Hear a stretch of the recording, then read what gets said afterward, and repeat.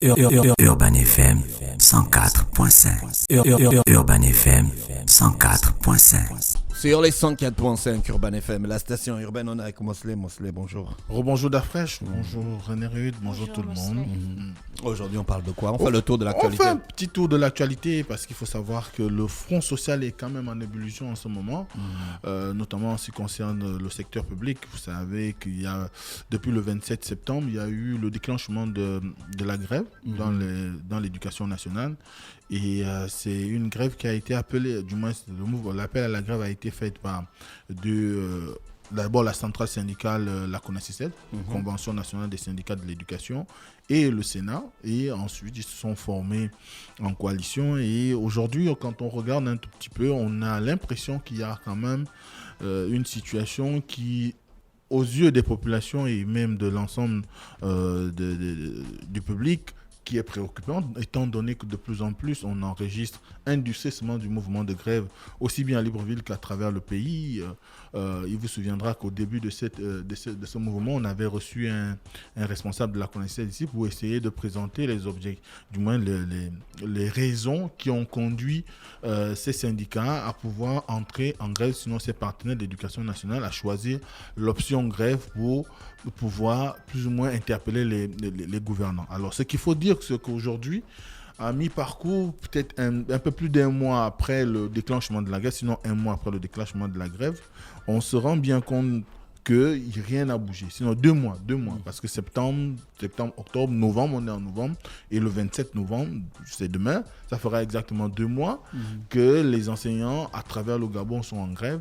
Au début, comme je l'avais présenté une fois ici, c'était une grève qui paraissait larvée parce qu'on se disait que ça n'avait pas pris à travers l'ensemble des établissements de Libreville. Vous savez que c'est souvent le phare que tout le monde regarde. Quand Libreville est en ébullition, eh bien, tout le pays essaye de suivre d'emboîter le pas.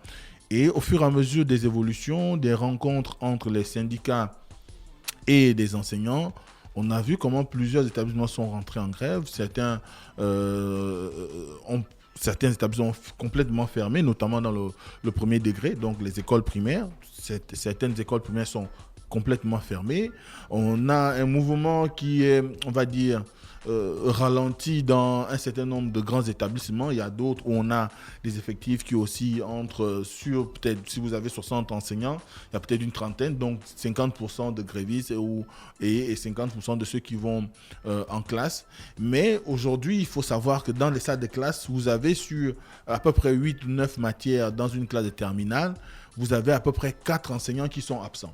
Parce que simplement, on se retrouve aujourd'hui avec l'idée que le gouvernement, pour les syndicats, est dans une phase de mutisme et dans une phase de non-considération des revendications qu'il est important de rappeler quand même parce que certaines personnes pourraient se poser la question, mais qu'est-ce qu'ils revendiquent encore et qu'est-ce qui ferait que le mouvement se durcit? Alors, ce qu'il faut savoir, c'est que de prime abord, ce qu'on a appris des cahiers de charges des syndicats, il y a la question de la régulation des situations administratives. Qui dit régulation des situations administratives, c'est-à-dire les recrutements, notamment des enseignants qui sont entrés à l'éducation par voie directe, donc sans passer par le concours, soit à l'école normale ou encore à l'école nationale des instituteurs. Ensuite, il y a les intégrations, il y a les titularisations, il y a les avancements, parce qu'il faut savoir qu'un enseignant, du moins à la fonction publique, il y a ce qu'on appelle l'avancement automatique qui se fait en réalité chaque 2 ans. Vous devez changer d'indice, de statut. Par exemple, si vous entrez avec le grade de stagiaire, pour l'éducation nationale, on appelle ça un stage probatoire. C'est 2 ans. 2 ans qui se matérialisent par la pratique pendant 2 années scolaires. Si au bout de 2 années scolaires, vous n'êtes pas recusé, c'est-à-dire vous n'êtes pas révoqué par le ministère, ça sous-entend que vous êtes désormais un agent à part entière. Ce qui, en réalité, devrait enclencher un certain nombre de processus, notamment celui de l'intégration, de la titularisation et de tout ce qui suit avec les avancements automatiques. Or, il se trouve qu'aujourd'hui, vous avez, en ce qui concerne ces questions, beaucoup parmi les enseignants qui ont déjà 10, 15, voire 30, 20 ans sans pouvoir bénéficier d'aucun avancement en ce qui concerne leur situation administrative. Vous avez aussi la question des reclassements. Quand on parle des reclassements, ça renvoie au fait qu'un enseignant était, on va dire par exemple, en catégorie A2, donc enseignant de collège, et il décide de faire le concours. Il fait le concours interne pour entrer à l'ENES ou à l'ENI, et de là, il devient enseignant, par exemple pour ceux qui sont au secondaire, enseignant de CAPES, donc il obtient le diplôme de CAPES. Quand il revient de formation, il doit pouvoir être reclassé par rapport à son nouveau statut et par rapport à son retour de stage. Or, il se trouve qu'il y a plusieurs générations qui sont déjà accumulées, des personnes qui sont allées en stage, certaines sont même déjà à la retraite, qui sont allées en stage et ils n'ont jamais bénéficié de reclassement après stage. Donc, ça aussi, c'est un problème. Ensuite, vous avez l'organisation des concours internes, donc pour les enseignants qui sont déjà en fonction, les concours internes. Il y a des concours internes, c'est quoi exactement? Le concours interne concerne un enseignant déjà en activité. Il veut faire le concours pour aller qui encore... veut repartir en stage. Donc, qui veut repartir à l'école normale supérieure ou dans une quelconque école. Parce que pour faire quoi? Et pour passer à un autre cap. Parce que je disais, par exemple, vous avez, dans la carrière d'un enseignant aujourd'hui, il y a il y a plusieurs passerelles qui ont été créées. Par exemple, vous pouvez partir du statut d'enseignant du primaire à celui d'enseignant du secondaire si vous suivez les différentes étapes, parce qu'aujourd'hui, après 5 ans, normalement, un enseignant qui est déjà en situation de terrain doit pouvoir repartir à l'école normale ou à l'ENIL pour pouvoir passer un stage qui lui permet de passer de niveau, par exemple, d'enseignant adjoint à enseignant principal ou d'enseignant principal à enseignant adjoint des collèges ou d'enseignant adjoint des collèges à enseignant professeur des lycées et collèges. Donc, toutes ces passerelles-là ont été créées et on va plus loin parce que d'enseignants des lycées et collèges, vous pouvez passer le concours pour aller vous former à nouveau pour être conseiller pédagogique. C'est la même chose pour le primaire. Vous pouvez également passer le concours pour être inspecteur pédagogique, aussi bien du secondaire que du primaire. Donc, autant une hiérarchisation qui a été mise en place et qui aujourd'hui permet à l'enseignant d'avoir une évolution normale de sa carrière. Or, de plus en plus, on constate que cela n'est plus d'actualité, surtout depuis le gel des concours internes. C'est-à-dire que depuis pratiquement 4 ou 5 ans, sinon un peu plus, on a aujourd'hui la non-organisation des concours internes, ce qui ne favorise pas le renouvellement des connaissances chez les enseignants, ce qui ne permet pas aux enseignants de pouvoir à nouveau bénéficier des reclassements ou bien de changer de statut au niveau de leur déroulement de carrière, comme on dit. Et à ce moment-là, ça pose un problème parce que à chaque fois que vous allez en stage et que vous êtes reclassé, il y a quand même une bonification sur votre salaire. Il y a une amélioration sensible de votre statut, aussi bien sur le plan administratif, sur le plan professionnel, mais également sur le plan social, parce que si vous avez une bonification indiciaire liée à votre retour de stage, ça vous donne un peu plus d'argent et vous êtes moins dépendant vous êtes moins tenté à aller voir un peu partout, comme on voit aujourd'hui les enseignants qui courent pour des vacations dans les établissements privés à travers Libreville, parce qu'il y a un problème aujourd'hui avec le fait que la carrière elle-même n'est pas correctement suivie ou elle ne se déroule pas comme ça devrait parce qu'il y a un blocage au niveau administratif. Donc, à ce moment-là, il y a cette question de l'organisation des concours internes et de l'ENES, l'École normale supérieure, et de l'ENI, dans l'École nationale des instituteurs de Libreville. Il y a également les rappels soldes. Les rappels soldes, c'est le fait qu'on n'ait pas suivi l'ensemble des étapes qui conditionnent la régulation des situations administratives et l'État finit par avoir une dette vis-à-vis de l'enseignant.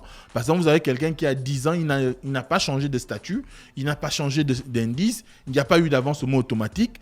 Toutes ces incidences qu'il devait avoir sur son traitement sont appelées au niveau de la fonction publique rappel solde. Donc, à ce moment-là, il faut bien que cela soit répercuté sur son salaire. Donc, il réclame cela. Vous avez le recul de l'âge de départ à la retraite des personnels d'encadrement, donc les conseillers pédagogiques et les inspecteurs pédagogiques. Ce sont ces personnes-là qui aujourd'hui sont pratiquement les techniciens de l'éducation. Ce sont eux qui doivent pouvoir penser la bonne marche de l'éducation au Gabon, qui doivent penser les programmes, qui doivent travailler permettre à ce qu'il y ait une capitalisation de la ressource humaine au niveau de l'éducation. Mais il se trouve qu'aujourd'hui, dans beaucoup de disciplines, nous avons des inspecteurs ou des conseillers pédagogiques qui sont pratiquement à l'âge de la retraite, qui peut-être dans 1 ou 2 ans vont aller à la retraite. Et ils sont en un nombre infime. Il faut aujourd'hui qu'il y ait l'organisation, comme je le disais tout à l'heure, des concours de l'ENS ou de l'ENIL pour permettre à ce qu'il y ait la formation à nouveau de ce corps de l'éducation qui est un corps important. Parce que sans encadrement, on ne peut pas juger de la... N'importe qui ne peut pas se lever un matin et dire qu'il peut faire l'évaluation des pratiques pédagogiques d'un enseignant. Il n'y a qu'un conseiller pédagogique ou un inspecteur pédagogique qui peut le faire. Donc à ce moment-là, il est important aujourd'hui, au regard de la situation qui est celle de l'éducation, du moins ce qui concerne ce personnel d'encadrement, les syndicats ont inscrit dans leurs revendications du moins l'idée qu'il fallait repousser l'âge de départ à la retraite pour ces derniers pour permettre une certaine continuité dans la formation, donc en même temps ouvrir les concours internes pour permettre qu'il y ait des formations pour des personnes qui voudraient être conseillers pédagogiques et inspecteurs et qu'on puisse procéder au remplacement. C'est quelque chose qui peut se faire. On peut dire, par exemple, spécialement, on va faire un moratoire sur l'âge de départ à la retraite au niveau des inspecteurs ou des encadreurs pédagogiques sur 4 ans, le temps de former de nouvelles générations. Ils veulent qu'on repousse leur âge de départ à la retraite. Ce n'est pas eux qui veulent, ce sont les syndicats des enseignants qui veulent cela. Parce que, en réalité... Et là, l'âge de la retraite, c'est quel âge? C'est à 60 ans. Ils veulent que ça aille à 65 ans. Bon, tu peux travailler jusqu'à 65 ans, te lever tous les matins. Non, je te pose une question. Ne me dis pas d'affaire, Chaka. Je te pose une question. Tu crois que tu auras la force de travailler jusqu'à 65 ans, toi, même personnellement? D'afraîche, avec le travail que je fais, je peux même travailler jusqu'à 70 ans si je ne suis pas malade. Parce que c'est vrai qu'il y a la spécificité de l'emploi, donc je peux avoir des problèmes de vieillissement. Mais ce qui est sûr aujourd'hui, le grand travail des inspecteurs et des conseillers pédagogiques est beaucoup plus un travail d'encadrement qui ne nécessite pas l'effort physique. Un grand effort physique tous les jours sur le terrain. C'est à l'occasion d'un appel d'un chef d'établissement qui vont travailler avec les enseignants, ou si le ministère organise un certain nombre de formations pour les enseignants. S'il y a l'IPN a un laboratoire, ils sont là pour réfléchir sur comment améliorer la qualité de l'enseignement au Gabon, comment penser le système éducatif gabonais. Donc, leur travail est beaucoup plus intellectuel que physique. Donc, à ce moment-là, tant qu'ils sont en mesure de pouvoir penser, réfléchir, produire, je pense qu'il est nécessaire aujourd'hui qu'on pense quand même à rallonger cet âge de départ à la retraite, même spécialement, je crois qu'aujourd'hui, on voit comment, au niveau du Gabon, il y a un certain nombre de latitudes qui sont données par la Constitution, par exemple au chef d'État, de prendre un certain nombre de mesures concernant X ou Y quand il y a péril en la demeure. On voit même comment le président prend souvent des décrets pour gracier des prisonniers, malgré qu'ils se sont mis eux-mêmes au banc de la société. Là, on peut voir le chef de l'État, on peut espérer que le chef de l'État soit en mesure de prendre un décret qui dit, pour la période, on va dire 2022-2030, on va asseoir momentanément le départ à la retraite de tous les inspecteurs qui sont en fonction ou des conseillers pédagogiques. C'est ce que les syndicats souhaitent. C'est leur souhait. Qu'il y ait une réflexion dessus. Et pendant cette période, on ouvre le concours pour la formation des conseillers pédagogiques et des inspecteurs pour pouvoir faire un remplacement au niveau du personnel d'encadrement à l'éducation nationale. Si les gars durent dans la fonction, c'est que les jeunes qui doivent venir rentrer, ça ne vient pas, on va accumuler. Mais d'afresh, le problème même, c'est qu'aujourd'hui... Non, je veux dire, pratiquement, je sais que tu veux me faire un rapport par rapport aujourd'hui, mais si vous durez là, je prends un exemple bête, quand je dis vous, c'est... Je comprends la corporation. La corporation. Si vous durez là, ceux qui doivent rentrer, ils ne rentrent pas. Mais si... Et puis ça augmente les charges de l'État. Mais la situation qui est celle d'aujourd'hui, c'est que si les inspecteurs actuels vont à la retraite demain, comment on fait pour encadrer, pour suivre l'évolution des enseignants dans les bassins pédagogiques? Il y a d'autres inspecteurs qui sont là. Non. Mais ils ne vont pas tous à la retraite le même jour. Arrête ça. Non, quand on regarde aujourd'hui, tu sais, tu dis ça comme si un jour, tout le monde part en retraite. Je n'ai pas dit que tout le monde part en retraite. Le retraiteur. Le jour de la retraite. Je n'ai pas dit. Le retraiteur. Je n'ai pas dit. 2000 personnes vont en retraite, du coup, pouf. D'Afresh, je n'ai pas dit que tout le monde va à la retraite au même moment. Alors. Mais si tu prends des disciplines, si tu vas par discipline, tu vas te rendre compte qu'il y a des disciplines où tu n'as qu'un seul inspecteur pédagogique. Je prends par exemple le segment de l'art. Au niveau du Gabon, il n'y a qu'un seul inspecteur pédagogique. L'art comment? L'art dramatique et tout ce que tu veux. On fait ça ici. Bien sûr. Donc, il n'y a qu'un seul inspecteur pédagogique. Si ce monsieur va ou cette personne va à la retraite demain, il n'aura pas de remplaçant. Parce que pour qu'il ait un remplaçant, il faut qu'il y ait un concours. Un concours qui permettra à ceux qui sont conseillers pédagogiques dans la discipline aujourd'hui de monter inspecteur. Mais s'il n'y a pas de concours, il n'y a pas de remplacement possible. Et c'est une perte pour le département, c'est une perte pour ce secteur au niveau de l'éducation. Donc à ce moment-là, ils n'auront plus de techniciens outillés pour pouvoir recadrer ceux qui viennent après. Donc c'est pourquoi on demande de former.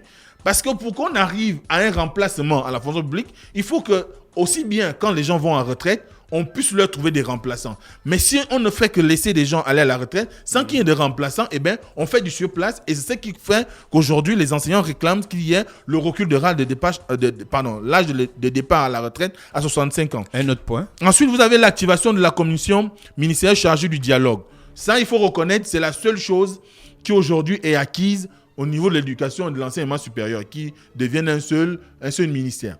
Parce que le 15 octobre, le ministre de l'Éducation nationale a fini sous la pression, à la suite de l'engagement du mouvement de grève, sous la pression, a fini par activer cette commission-là, qui est là pour pouvoir, c'est comme une instance de médiation au niveau du ministère. C'est un cadre qui a été trouvé pour promouvoir le dialogue social. Sauf que depuis l'activation de cette commission, du moins de cette cellule, eh bien, il n'y a pas de rencontre, il n'y a plus eu de rencontre. Et on était en une période de Covid, on ne faisait pas les rencontres en présentiel. Mais ils ont inauguré cela dans un amphithéâtre à l'N7. Hein. Ils ont fait l'ouverture. Donc, ça sous-entend qu'on peut aussi créer des conditions pour pouvoir faire en sorte que on puisse aussi se réunir. D'ailleurs, on voit bien qu'il y a des rencontres entre plusieurs personnalités dans le pays. Donc, il y a des mesures barrières qui sont là. Il faut les suivre, mais cela n'empêche pas de travailler. Donc, cette commission, au-delà de l'activation depuis le 15 octobre, n'a pas encore travaillé. Donc, il n'y a pas de dialogue jusque-là entre les partenaires sociaux de l'éducation et, évidemment, le ministère. Ensuite, vous avez la prime Covid. Bon, ça, c'est simplement pour habiller. Je suis d'accord. La prime Covid, c'est quoi? Je suis d'accord parce que les gars, quand même, à un moment, il faut être sérieux, quoi. Non. Je reconnais que c'est quand même pour habiller. Parce que... Non, c'est pas pour habiller. Ça, c'est une aberration, quand même. Mais c'est quoi d'abord la prime Covid? La prime Covid, on doit te donner... C'est par rapport à l'exposition. Parce qu'il faut savoir que... Pour les enseignants, du moins pour les syndicats, les enseignants sont tout aussi exposés à la Covid que, par exemple, le personnel de santé. Vous avez vu, le personnel de santé a bénéficié d'une prime Covid. Et les enseignants, quand on sait qu'ils sont en contact des élèves qui sont des gens qui peuvent être porteurs du virus du corona et le transmettre, donc ça représente un danger. Surtout avec les conditions d'hygiène que nous connaissons dans les lycées et collèges du Gabon où certains établissements n'ont pas d'eau, donc il n'y a pas de lavage des mains. Les gels hydroalcooliques n'existent pas. C'est à qui mieux. Donc à ce moment-là, les enseignants ont estimé, surtout qu'il y a les effectifs pléthoriques dans les salles de classe. On n'est pas dans des classes aérées où on va dire qu'on se retrouve avec 30 ou 25 élèves. C'est des classes aujourd'hui, nous avons encore des effectifs dans certains établissements au-delà de 60. Donc ça, on va même au-delà de l'arrêté qui établit le nombre de personnes pour un rassemblement public qui s'arrête à 30 personnes. Y compris les acteurs eux-mêmes. Comment les enseignants estiment pouvoir calculer la prime Covid? Mais ça c'est une proposition. C'est pourquoi Mosley ne veut pas en parler. C'est une proposition. C'est une proposition qui doit être discutée avec le ministère. Bon, non, là c'est chaud. Là c'est chaud. Oui, Mosley. Ensuite, il y a l'arrimage de la pension retraite au nouveau système de rémunération. Vous savez qu'il y a eu la mise en place du nouveau système de rémunération en République gabonaise en 2015, depuis, il n'y a pas eu sa répercussion sur le calcul des retraites. Donc, il y a des gens qui vont à la retraite aujourd'hui sur la base de l'ancien système. Or, il faut l'arrimer. Mais la loi n'est pas rétroactive. Hein. Elle n'agit que pour le futur. Mais c'est ça le problème. Donc, il faut qu'on... Ça, c'est pour les générations futures. Mais les classiques qui étaient avant là, ils se gèrent. Mais c'est ça le problème, parce que ce qui aussi aujourd'hui, on a mis en place depuis 2015 une nouvelle façon de rémunérer. Là, tu parles des gens qui sont à la retraite en 2016, en 2017. Voilà, ils ne bénéficient pas de tout ça. D'accord. Or, il y a que beaucoup iront bientôt à la retraite dans 30 ans si rien n'est fait. Parce que c'est ça le problème avec notre pays, c'est que parfois on met en place des mécanismes et il n'y a pas de suivi jusqu'au bout. On peut rester comme ça 100 ans sans qu'il y ait cet arrimage de la façon... Là, tu es fataliste. Là, les je choses ne suis vont pas fataliste. Avec le temps. On voit bien qu'il y a souvent un problème de prospective dans notre pays. Il n'y a jamais on prend très rarement, on arrive à anticiper sur l'avenir au niveau des décisions qui sont engagées au niveau de l'État. Donc, à ce moment-là, il y a cette question. Et dernièrement, il y a eu un nouveau point qui s'est inscrit à l'ordre du jour, notamment suite à la gestion pas très intéressante de la crise par le secrétaire général, dont le départ fait désormais l'objet du mouvement de grève. N'aime pas avec les syndicats. Ils ne peuvent pas demander le départ de quelqu'un, mon gars. Mais ce que tu ne sais pas, c'est que sous l'instigation du secrétaire général, il y a beaucoup d'enseignants qui ont été mis sous bon de caisse ce mois. Donc, mais parce qu'ils ne veulent pas travailler. Pas qu'ils ne veulent pas. Ils réclament leurs droits. Parce qu'il y a le statut général de la fonction publique qui détermine les conditions de grève au Gabon. Et qui dit que, en son article 70-71, qui dit que lorsque la grève porte sur une partie ou l'ensemble de la rémunération, l'État ne peut pas te supprimer ton salaire ou ne peut pas te punir parce que tu fais grève. On ne te supprime pas ton salaire, on te met sur bon de caisse. C'était supprimer le salaire. Non, mettre sur bon de caisse, c'est un problème. Pourquoi? Parce que derrière, ça devient une arme de chantage. Parce que derrière, tout le monde sait que l'enseignant au Gabon, c'est le gars le plus endetté. Le plus endetté, c'est parce qu'ils ont tous, sinon en majorité, des emprunts dans les banques. Si vous êtes mis sous bon de caisse, vous n'allez pas pouvoir payer comment on dit ça, vous n'allez pas pouvoir honorer votre échéance à la banque. Si vous n'arrivez pas... Tu prends ton argent, tu vas à la banque, tu vas donner. Mais tu prends ton argent après combien de temps? Si tu le prends après 2 jours, 3 jours, 4 jours, à 3-4 jours de la date indiquée, parce que les banques ont une date fixe pour pour collecter cet argent-là, c'est souvent le 25 pour les fonctionnaires. D'accord. Donc, dès qu'on passe le 25, il y a déjà des ajustements, des pénalités. Donc, ça représente un manque à gagner pour l'enseignant.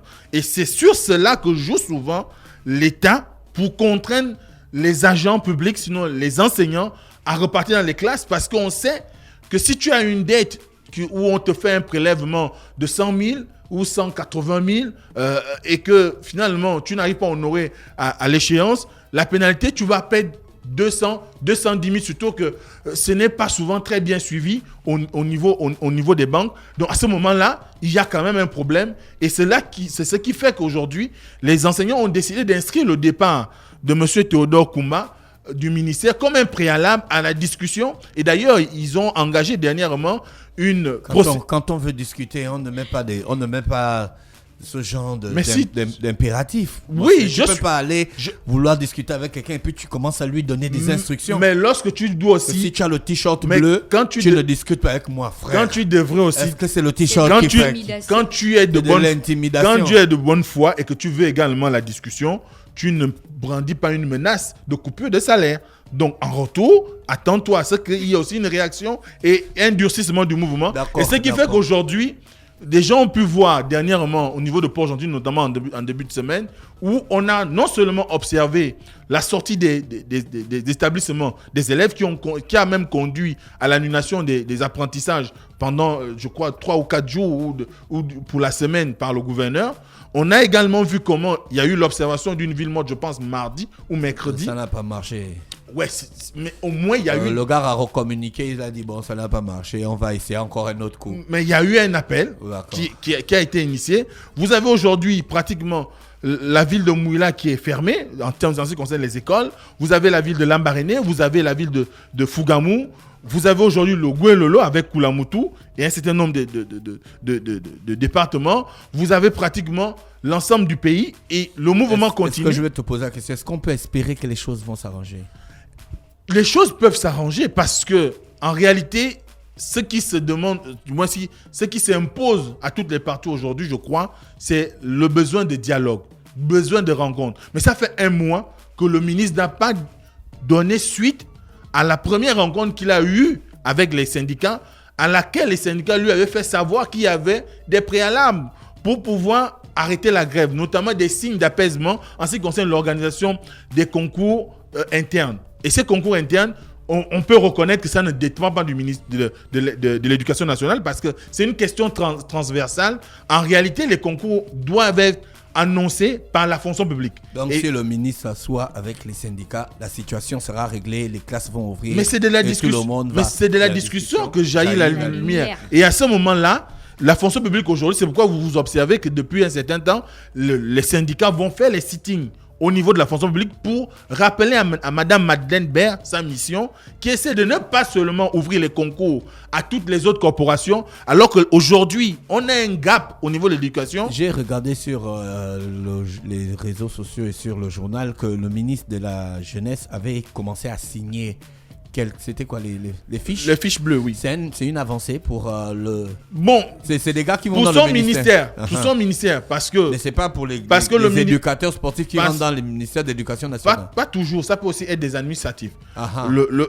C'est vrai que c'est un ministère important parce que c'est lui qui pourvoit en besoin l'éducation nationale en termes d'enseignants d'éducation physique et sportive. Mais ça peut être une avancée.